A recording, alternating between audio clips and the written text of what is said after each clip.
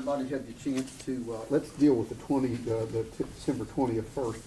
Has everybody had the chance to review those minutes? If so, is there a motion? I'll make the motion to approve those. No second. Okay. Any additional discussion? If not, all those in favor signify by saying aye. Aye. Any opposed? The next would be well, we are at the January 24th meeting, so the next order of business would be public comment. Is there anybody here that wants to address the Planning Commission for public comment at this time? I think we do have some people that want to do that. Is that correct? I thought we did from Lamar Signs, but Lamar Signs? Yeah.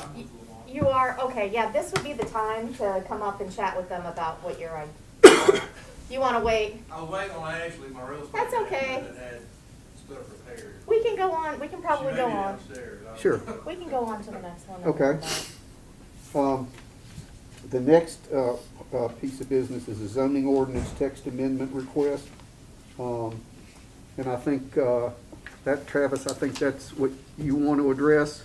And if you want to come up, you would give your name and address and what you want to address with the commission. Good evening. Travis Staten, President and CEO of United Way of Southwest Virginia, located at 1096 Old Berry Drive in Abingdon. We have submitted a letter of request to the commission to consider the text amendment on the B1 to further define education and really give further detail into the possibilities of child care in that definition.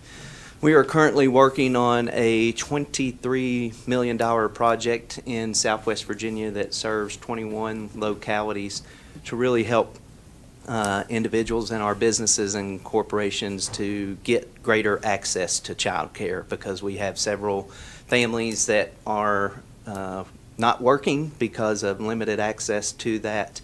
In Southwest Virginia, we have about roughly close to a 30% gap in supply and demand versus about a 12% gap with the state. So that's roughly about 7,000 slots for the 9th Congressional District of Virginia. So this project is working with several different community partners and organizations on a hub and spoke model to develop 5 new CDCs, Child Development Centers, across our region.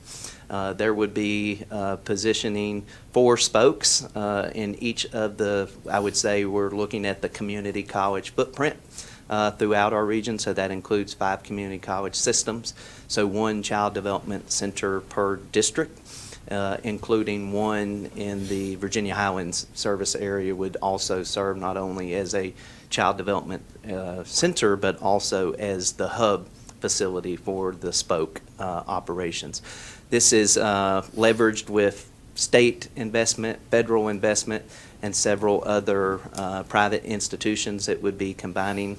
The $23 million project would enhance facilities through what's called adaptive reuse, where you look at existing facilities that are vacant properties, commercial properties, and you can revamp them, re-engineer them, bring them up to code and licensure to adequately make them spaces for child development centers, learning labs for our youth Ignite program that is in 19 school systems, serving 30,000 middle school and high school students and throughout our region. So the hub, we are looking aggressively in the Washington County community for the central operations, which also would act as a child development center, but also support the other 4 spokes, the other centers, but also operate the Southwest Virginia Ready Shared Service Alliance, which would support 206 private independent child care center providers with back office services, procurement services, training services, all the things that the private industry does very well. But unfortunately, the child care industry doesn't do very well. So helping to strengthen that market, stabilize that market. This project immediately would create 62 new jobs for early educators.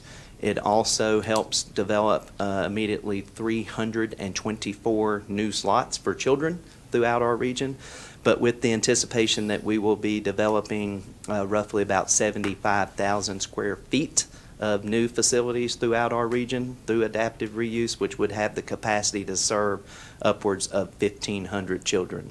So the reason we are requesting that text amendment is as we are looking at existing properties in the town limits, we would like to, as we move forward with that consideration, know that they would be eligible to be considered for this type of project and initiative. So that's why we are requesting that amendment.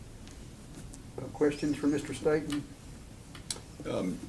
Repurposing some of the big boxes, is that typically what your, Potentially. yeah, I mean, what's your, 25,000 is one of the things that you mentioned. What's your typical footprint, so to speak, as far as the square footage?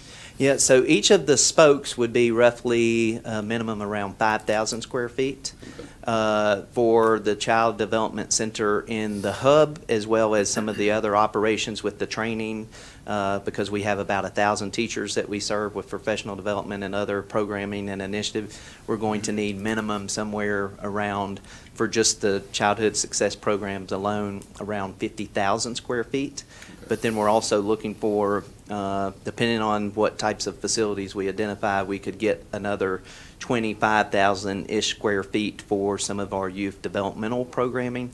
You guys may be familiar with the Regional Careers Expo for Youth that we normally do when we're not in the COVID world, where we have 19 school systems. Every seventh grader from those 19 school systems over a 2-day period come to Abingdon and work with more than 100 employers on local careers and opportunities through hands-on learning.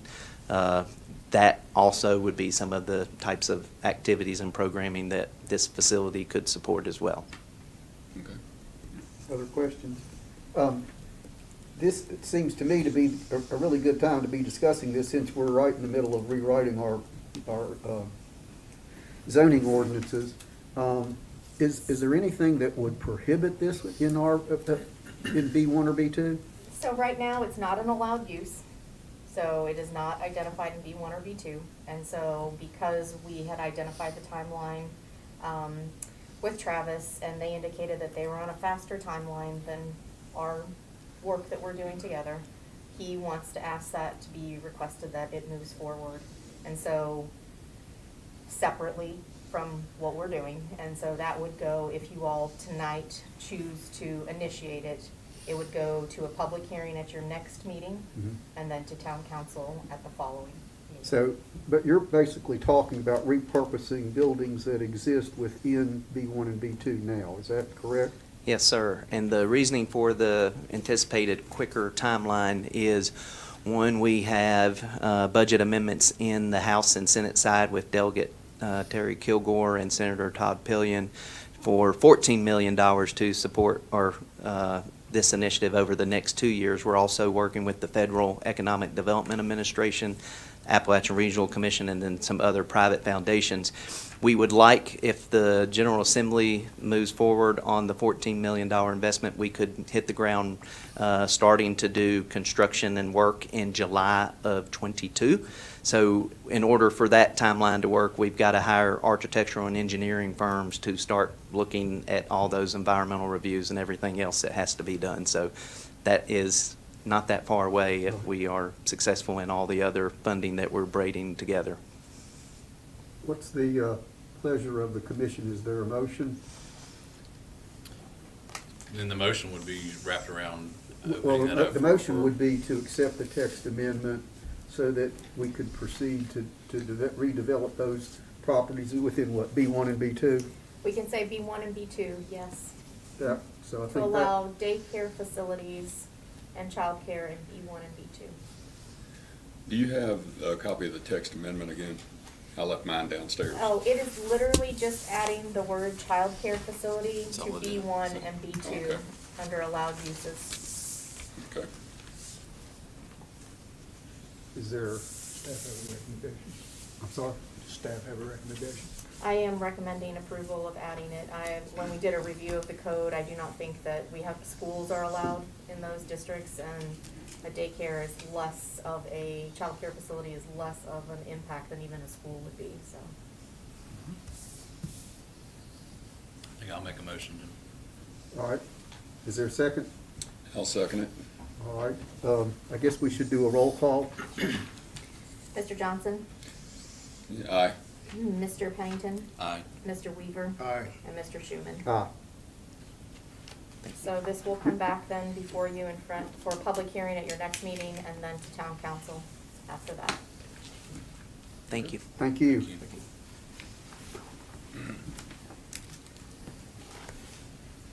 All right. I guess then we would go back to public comment. Is there anybody signed up to speak other than, I can check, but I don't think so.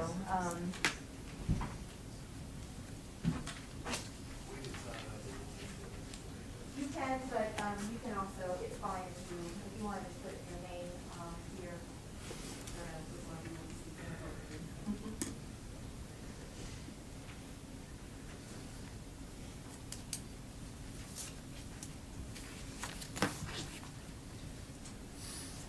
I'm glad you said that. I always forget at least one thing, what it was staff comment. So I always need somebody to put me back on where I'm supposed to be.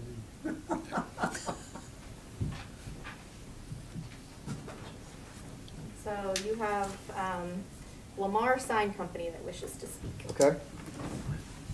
If you would identify yourself and give us your address. Sure, it's Ashley Gasberry. It's 2020 Gateway Park Court, Kingsport, Tennessee, 37663. Okay. I am the real estate manager with Lamar Advertising, and we have some digital billboards in several of our local communities, and they have been doing quite well for the community and for the small businesses. And we would like to try to propose to put one in Abingdon. I know right now your ordinance doesn't allow it, but we have some places picked out that we think would be beneficial, and it would also clean up some of the boards we have on some wood poles, and put a digital on a monopole. So that would be one of the things that I would see if you all would consider working with us and discussing further with us.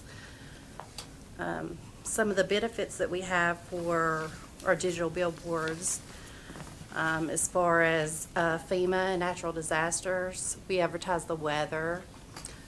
We do missing persons, Amber Alerts. We also do a lot of public service campaigns, find organ donors. So there's a lot of benefits, but it's also good for businesses who have a hard time getting in front of people. A lot of people have Netflix or don't use cable anymore, or they use XM radio and cut out the ads. So with a digital billboard, it's an easy way for them to get in front of people. And there's it's a lower cost for small businesses. And so that's one of the things that we were hoping that you might consider looking into and discussing with us further. I think, I'm curious as to, would you tell us how this would be approached? Sure. So when I first had the first meeting with them, they were looking at identifying several signs in the community that are currently static billboards.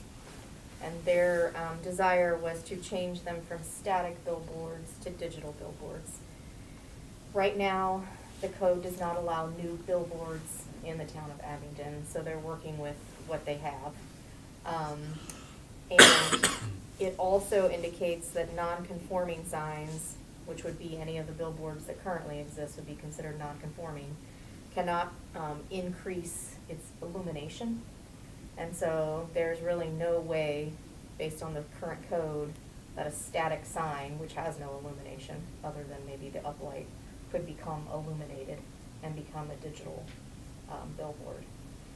So, it is a question that they asked, and I said no, but I said if you want to approach the commission and see what the thoughts are. I know the sign code had just recently been worked on and adopted, and I said the sign code is not part of our current update. We're not doing anything to the sign regulations since it was just so recently updated, and that they, similar to the last one you heard, would have to come in with a specific request. But before they go down the path of writing regulation and code and bringing it to you, like that said, it might be good to see if there was even an appetite for it at all. Sure. So it's all about, I guess what we're asking for, just to change the verbiage, into the non-illuminated into illuminated. And I don't want you guys to think that we're gonna go out here and change every billboard to a digital. We don't have any intention of doing that. Maybe one, maybe two. They're very expensive, and you just can't put them anywhere. Where are the billboards right now? Where are the billboards that you have currently, in the town of Abingdon? We have several. Yeah, we have quite a few. Yeah. And they've been here for years and years. Right. We wouldn't be looking to build any new, we'd just be looking to upgrade Right. existing Convert. Yeah, structures. just convert them over. Right, no new. So just you'll go existing. from, I know one that we're interested in, the location, it's got 4 old wooden poles, it looks bad. If we converted that over, we would build a new structure, it would be a monopole with a new face on it. Is it in a B2 district or? Yeah. Yes. Mhm.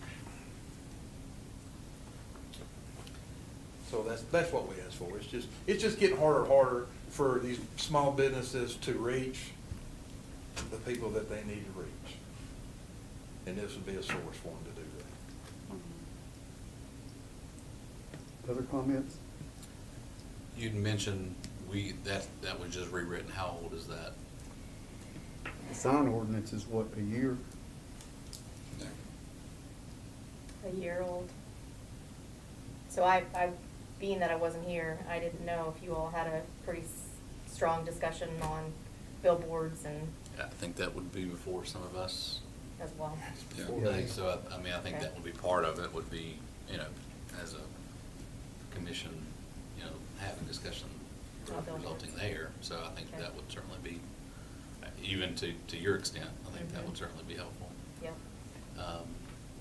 So, are you all suggesting that they come forward with more information? Because I know from my perspective, I don't feel like I have enough information to Correct. know what it would look like, how it would be illuminated, how often the sign might change. I mean, all those things are covered in certain other areas, and unless I know that, I don't know if have enough information to. And I want to be clear that it would be, if you do amend the code, it is for all billboards, Correct, not just, so we do have to make sure, maybe even them identifying where they're located. Oh, yeah, we could Yeah, do we'd be that. happy to do that. We could, draw up something that would show you which board we're talking about converting over. We have one in mind. We could do a mock-up as to what it would look like once it's changed over, Yeah. and we could give you any details you needed as far I as, think like you that would said. be, for my purposes, that would be very helpful. Absolutely. I think so. I have no, I'll just be honest with you, I have no knowledge about the sign ordinance, because that was updated before I came on this board, so. It would give us a chance to be able to review that and have some illustration as to what Yeah, is being proposed. Because one thing I think is once you allow one, you all may only have 2 or 3, but others may have some. And, you look at the digital signs in town, the smaller ones, and at one time there were none of those, and they're pretty, there are a lot of those now. So I think that would really help us. But one of the aspects too is whenever you're putting this information together, talking about illumination, the lumens, how bright, other businesses that have gone in with recently, parking lot lights and Food City is one. They're directional. They do not disturb, neighbors, anything of that nature. And that obviously to me would be a consideration. Yeah, we have state regulation that guides what the illumination can be and everything, and I can provide you that language as well. So we follow all the state regulations as far as digital ordinance too. And it used to be, when they first come out with the digital boards, you know, they put a board right here, and it just like, I mean, everything is bright. But now it's, you know, they've zoned in because of the residential areas being, or whatever, businesses that don't want those bright lights, you know, shining on their business all night long, or whatever. So now they can kind of direct those lights in the direction that they need them to. So, yeah, that's come a long way. And of course, it would Like be everything. no animation, Yeah. you know, any type of that. It's static message. And that type of thing, telling us that, give us Yes. that information, that would really help us. Sure, I'll be happy to do that. Yeah, on digital boards, it has to stay, every 8 seconds, it can only rotate every 8 seconds, 8 to 10 seconds is how we do it. State law is 8 seconds before the next ad flips up. And that's where you all could make a decision if you At felt one that's too time, I think frequent it was 15 seconds, Right. and I don't know if that's still I'm not sure, accurate. yeah. But I know that was a Okay. discussion at one time, so, yeah, all that would be very helpful to us. Okay. Yeah, how would you like us to provide that to you? Just provide it to Ms. Rice, and then Okay. she would share that with us. Okay. And then, based on what the suggestion was or what the request was, if there was a specific request, then that would come before us, and we would make some sort of a determination based on that. Okay. And for you all to know, essentially, when you make a request, you can put it in the form of a letter and a presentation. They decide if it should go on to the town council. So their public hearing occurs, they make their decision, and then the town council makes a final decision, so. Okay. I'll be happy to send that to you. Okay. I appreciate you looking at it. Well, thank you for Glad to, coming. absolutely. You got any more billboard questions for us? I've got a little brochure, if you don't mind for me to hand it out to you too, that has my contact information, just has some Sure.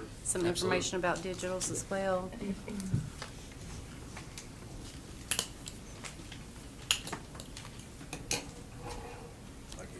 All right. Thanks, sir. Appreciate that time. Thank you. Thank you.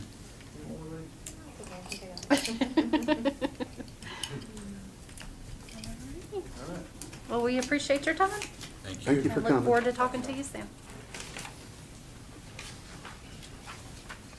All right. I have nobody else that's on here. They'd prefer to talk in our workshop. Did the two of you ladies want to make a presentation, or what? I just had a question. I mean, since you're here, if you would just come and identify yourself, give us your name and address and so forth.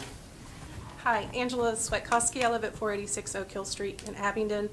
I'm speaking primarily for my mother, who lives in town. What's your address? 625 Locust Street. 625 Locust Street. I know you all had the discussion earlier about the animals in town, so this is what it's in reference to. My mom currently has 5 acres in town. At one point, they did have horses on the property, and we were told this was coming up for discussion tonight. She just wanted to express that they would still like to have that option to be able to keep animals on their property in town, and also as a town resident, and knowing that the state of Virginia, agriculture is one of our largest industries, as well as in Washington County. I really don't even know why this is up for discussion because it just makes common sense that people in town should be able to have animals within reason in their private property.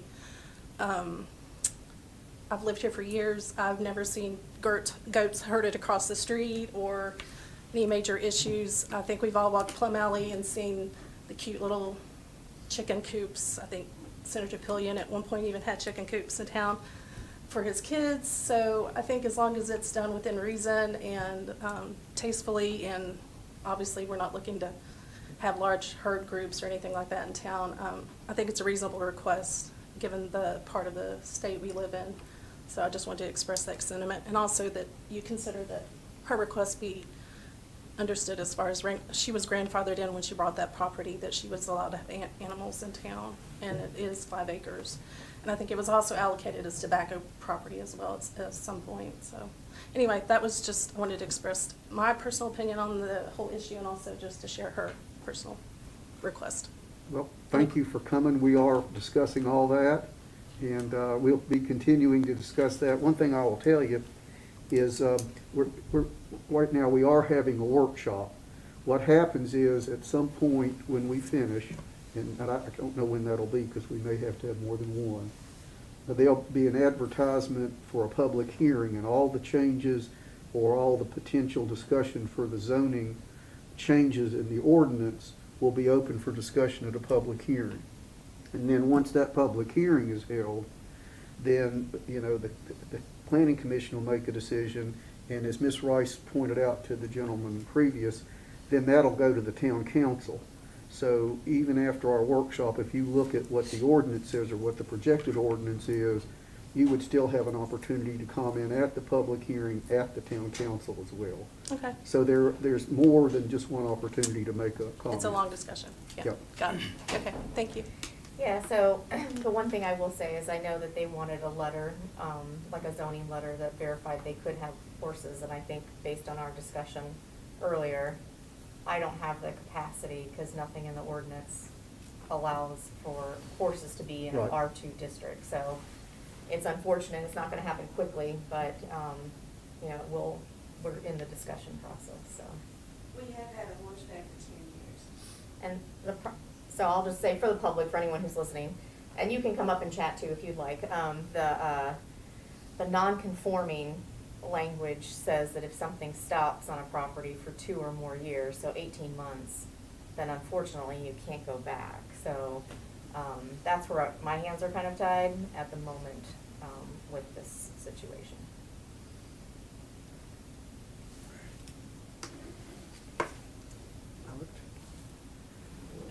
I guess the best thing for us to do is adjourn and then go back down to the, Sure. so let's just go ahead and do